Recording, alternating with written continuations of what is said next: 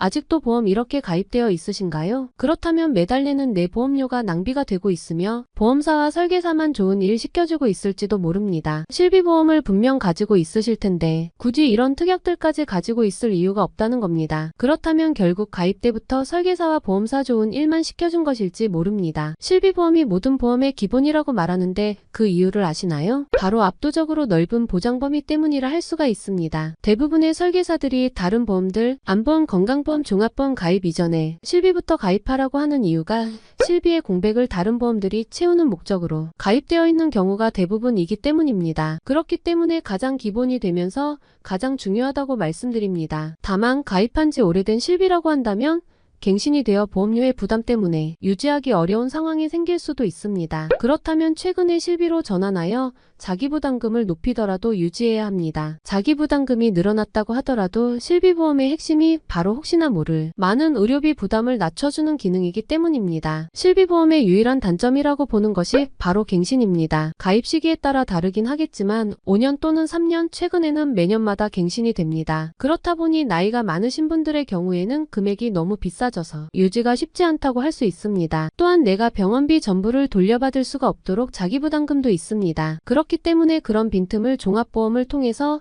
진단비와 수술비로 대비하게 됩니다. 단 이렇게 대비를 할 때에는 특약의 종류가 워낙 많기 때문에 이것저것 다 넣어서 준비를 하시는 분들도 있습니다. 그렇게 되면 정작 중요하다고 생각되는 특약은 넣지 않은 경우도 있으며 불필요한 특약들만 들어가서 보험료만 잡아먹는 경우가 생기기도 합니다. 그러다 보면 결국 보험료에 대한 부담으로 인하여 보험을 해지하게 되고 그러면 또다시 의료비에 대한 걱정을 하는 악순환이 반복되는 겁니다. 보험은 재테크가 아닙니다. 혹시 모를 미래의 위험으로부터 나를 지켜주는 안전장치라 할 수 있습니다. 위험을 내가 미리 안다면 많이 준비해도 되지만 알 수가 없습니다. 그렇기 때문에 최소한의 비용으로 최대의 효과를 볼 수 있도록 효율적인 준비가 중요하다 할 수 있는 겁니다. 그래서 오늘은 실비보험을 가지고 있다면 절대 가입하면 안 되는 보험에 대해서 알려드리도록 하겠습니다. 새롭게 보험을 준비하는 분이라면 넣지 말아야 할 것들이고 기존의 보험을 가입하고 계신다면 이것들은 빼야 합니다. 그렇지 않으면 내 돈이 계속 낭비가 되는 것일 수 있습니다. 오늘 영상은 보험료를 줄이는 방법이자 돈 버는 정보이니 끝까지 집중하셔야 합니다. 첫 번째는 입원 일당입니다. 과거에 가입한 보험에 입원 일당이 없는 분들이 거의 없습니다. 상해나 질병으로 입원하였을 때에 받는 보험금을 말합니다. 가입한 회사나 시기에 따라서 첫날부터 주는 것도 있지만 입원하고 4일째부터 나오는 것도 있습니다. 이것은 보험료를 보면 왜 불필요한지 알 수가 있습니다. 보통 40세 남성을 기준으로 보면 보험료가 거의 2만원에서 3만원 정도가 나옵니다. 그럼 납입기간에 따라 다르겠지만 20년 납을 기준으로 본다면 500만원에서 최대 800만원이 넘는 금액이 됩니다. 그렇다면 하루 입원에 3만원씩 받는다고 가정을 하게 되면 최소 180일에서 최대 270일 정도를 입원해야 본전이라고 볼 수 있는데 과연 우리가 입원을 그 정도 할 수가 있을까요? 이럴 때 우리는 통계를 찾아보면 쉽게 확인할 수가 있습니다. 2022년도 국민건강보험 통계를 보면 1인당 연 평균 입원 일수 확인이 가능합니다. 평균 입원 일수는 1인당 2.64일이라고 나와 있습니다. 다시 말해 3일도 안 되는 수치라 할 수가 있습니다. 평균대로라면 180일을 입원을 하려고 해도 60년이 270일이라면 90년 정도는 있어야 가능한 수치라는 겁니다. 그런데 여기서 중대질병, 암이라면 입원 일수가 다를까요? 여기에서도 통계자료에서 확인할 수가 있습니다. 통계청 자료 중에 질병별 평균 입원 일수를 확인할 수가 있습니다. 암에 따라서 다르지만 보통 평균 11일에서 12일 사이라고 볼 수 있습니다. 그것도 2019년도부터 점점 줄어들고 있습니다. 암으로 11일을 잡는다면 적어도 10년, 20년 이상은 지나야 본전이라는 말이죠. 또한 이 경우 매년 암에 걸려서라는 전제가 붙기도 하는 겁니다. 과연 그런 일이 일어날 수가 있을까요? 또한 실비에서 입원비를 보장을 해주고 있습니다. 비록 자기부담금이 가입 시기에 따라 다르게 있지만 5천만원 한도 내에서 보장이 가능하다라는 겁니다. 이번 연도에 5천만원의 한도를 다 썼다고 하더라도 내년에 다시 5천만원의 한도가 생기기 때문에 입원비를 넣어서 보험에 무리를 할 필요가 없다라고 말씀을 드립니다. 이렇게 자료를 보여드려도 과연 입원비 필요하다 생각하시나요? 두 번째는 암수술비입니다. 암수술도 마찬가지로 보험료를 먼저 확인하면 이해가 빠르실 겁니다. 암수술 1천만원을 넣었을 때 보험료가 15,000원에서 2만원 사이가 나옵니다. 그렇다면 여기서 암진단비의 보험료를 확인해 볼까요? 암진단비 1천만원이 오히려 수술비보다 낮게 준비가 가능합니다. 이유가 진단비는 1회 수령 후 소멸되지만 수술비는 1회가 아닌 반복적으로 지급되는 특약이라고 할 수가 있습니다. 그렇다면 좋은 것 아니냐라고 할 수가 있습니다. 암 진단비는 암으로 진단만 받으면 지급이 되는 반면에 암 수술비는 진단 이후에 수술을 해야지만 받을 수 있는 보험금입니다. 진단 이후에 수술을 받지 않게 된다면 당연히 보험금은 지급이 안 되겠죠. 참 신기하게 최근 병원에 가서 암 진단 받았다는 고객들의 연락을 받아보면 암으로 수술을 하신 분이 10분 중에 1분 정도밖에 없었습니다. 대부분 항암 치료나 방사선 치료, 표적항암 등의 비수술 치료를 받으신 분들이 많았습니다. 그렇다면 수술비는 받을 수가 없겠죠? 또한 암으로 수술을 하게 되면 보통 입원을 하게 되는데 그 경우에 실비에서 보장을 한다고 말씀드립니다. 쉽게 암 수술비로 2천만 원이 나왔다면 가입 연도에 따라 다르겠지만 자기 부담금이 없어서 전액 받는 분들도 있겠지만 보통 10에서 20%, 많게는 30%까지의 자기 부담금이 발생하게 되겠죠. 그럼 2천만 원 중에 최대 600만 원 정도만 내가 부담하게 되는 것입니다. 여기서 600만 원도 부담된다고 하는 분들도 있을 겁니다. 우리나라는 건강보험공단에 혜택이 많이 있는데 그 중에서 중증질환, 암의 경우에 보장을 해주는 산정특례제도라는 것이 있습니다. 이것은 병원비 중 급여 항목에만 해당하는 내용이기는 하지만 의료비의 95%까지 나라에서 지원을 해주며 나머지도 실비가 있다면 청구가 가능합니다. 여기에 수술비가 아닌 진단비를 높게 준비하셨다면 굳이 암 수술비 없어도 충분히 커버가 가능한 부분이라 보입니다. 그렇기 때문에 암 수술비보다는 진단비를 더 높게 가져가는 게 당연히 더 좋은 판단이라고 생각합니다. 세 번째는 수술비입니다. 수술비라고 말씀을 드렸지만 모든 수술비는 아닌 필요 이상으로 과도한 수술비라고 말씀을 드립니다. 수술비에는 종류가 상당히 많습니다. 일반 상해 질병 수술비부터 암 수술, 순환질환계 수술과 5대 질환 수술,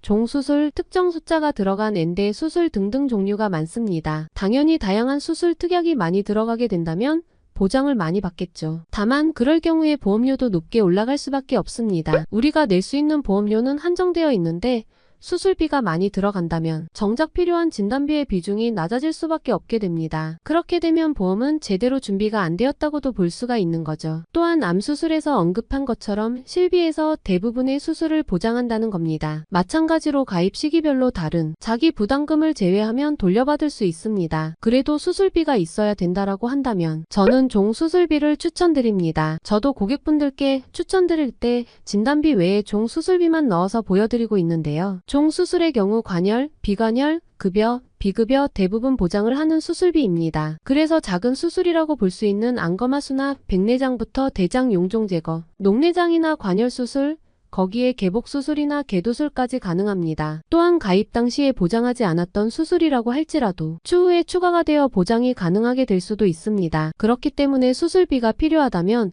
종 수술비 하나로도 충분하다고 말씀드립니다. 다만 종 수술비 중에 1에서 5종이 아닌 1에서 7종, 1에서 8종으로 되어 있는 것들도 있습니다. 그런 것들은 비급여 수술에 대해서 보장하지 않는 경우도 있기 때문에 잘 확인하고 준비를 하셔야 합니다. 실비와 종 수술비가 있다면 굳이 다른 수술을 넣지 않아도 된다고 말씀드립니다. 네 번째는 상해 특약들입니다. 직업에 따라 필요 여부는 다르겠지만 보통 상해보험을 준비하시고 보험료로 4, 5만 원씩 내는 분들을 보면 상해에 대한 위험이 없는 분들이 많습니다. 일반 회사의 사무직이나 교사, 주부분들이 가입한 보험 중에 상해보험이 많이 보입니다. 상담을 해보면 질병으로 이력이 있으시다 보니 질병과 관련된 보험이 가입이 안 돼요. 결국 설계사들이 상해보험을 추천하여 가입한 경우가 생각보다 많습니다. 그럼 그분들의 상해보험이 얼마나 효율적일까요? 콜절 진단비가 들어가 있어서 진단비 받으면 좋다고 생각하는 분들도 있습니다. 콜절 진단비 많이 들어가면 50만 원 정도 가입이 되는데 우리가 그 정도 돈을 받기 위해서 보험을 준비하는 것일까요? 또한 골절이 일어나도 치료비로 10에서 20만 원 정도 들어가는데 결국 실비 청구하면 1에서 2만 원 정도의 자기부담금만 제외하고 비용이 들지 않습니다. 비록 골절로 인한 고통도 있겠지만 죽을 정도는 아니겠죠. 또한 살면서 골절이라는 상황이 얼마나 많이 나오게 될까요? 거기에 상해 관련 특약들을 보게 되면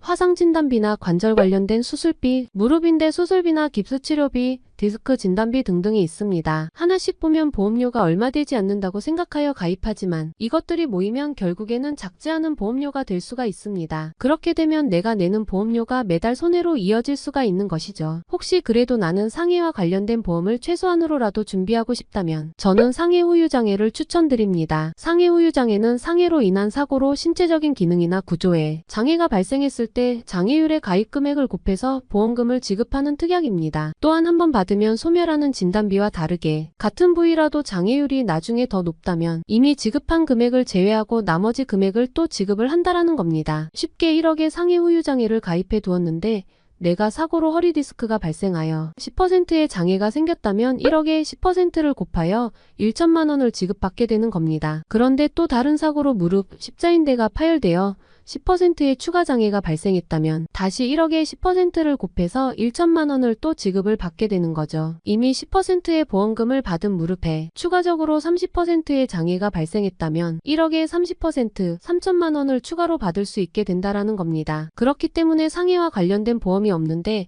준비를 하고 싶은 분이라면 저는 개인적으로 이것을 준비하시길 추천드립니다. 대신 준비하실 때에는 3% 이상으로 가입을 하셔야 합니다. 50% 이상, 80% 이상으로 되어 있는 걸 가입하신다면 10%, 20%의 낮은 장애에는 보장을 받을 수가 없기 때문입니다. 다만 필요하다면 추천드리는 것뿐이지 굳이 필요하지 않아서 실비로 충분하다라고 하시는 분이라면 이것 역시 가입하지 않으셔도 됩니다. 오늘 영상에서는 실비가 있다면 절대 가입하면 안 되는 특약들에 대해서 말씀드렸습니다. 실비보험은 갱신도 되고 나이에 따라 보험료가 증가하지만 그래도 꼭 유지하고 가지고 있어야 하는 보험이라고 말씀드립니다. 보장 한도나 범위가 그 어느 보험보다 가장 넓기 때문에 기본 중에 기본이라고 말씀드립니다. 또한 실비에 추가로 국가 지원 제도들이 있기 때문에 보험은 최소한의 비용으로 최대 효과를 보는 것이 중요합니다. 보험 비싸게 가입하고 해당 질병에 걸리지 않으면 결국은 소멸되고 그 손해는 본인이 감당해야 하는 몫이라는 겁니다. 보험은 저축이 아닌 혹시 모를 위험에 대비하는 것임을 기억해야 합니다. 설계사가 추천해주는 대로 지인이 가입했다고 해서 나도 누가 보험금 받았다니까 나도 보험금 받으려고 가입하는 것이 아닙니다. 제대로 잘 준비한다면 손해는 줄이고 나중에 나에게 큰 힘이 되는 것이 바로 보험이라는 것을 꼭 기억하셔야 합니다. 그렇기 때문에 오늘 말씀드린 내용 잘 기억하셔서 손해보는 일 없도록 잘 준비하셨으면 좋겠습니다. 오늘 영상이 도움이 되셨다면 구독과 좋아요 부탁드립니다. 감사합니다.